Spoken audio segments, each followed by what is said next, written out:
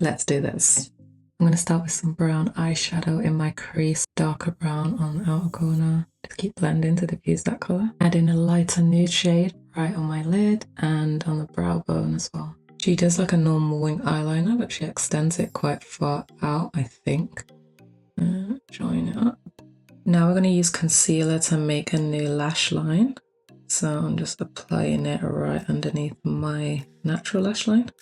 Now I'm outlining that with a brown eyeshadow. I'm filling any gaps on the inner corner in with black eyeshadow because we want it to look like the eye is dripping downwards. Now we're going to create an eye bag right here. I'm just using a light brown eyeshadow. Now I'm adding some shimmer highlight on my inner corner and between that line. Gone over that line with black and now I'm drawing on some bottom eyelashes. Now just stick on some lashes. Okay guys, here's a before and after comparison, but let me do the other eye. Be right back. All done. Okay, so I added some contact lenses. Here's the photo so we can compare again. Honest thoughts guys, what do you think?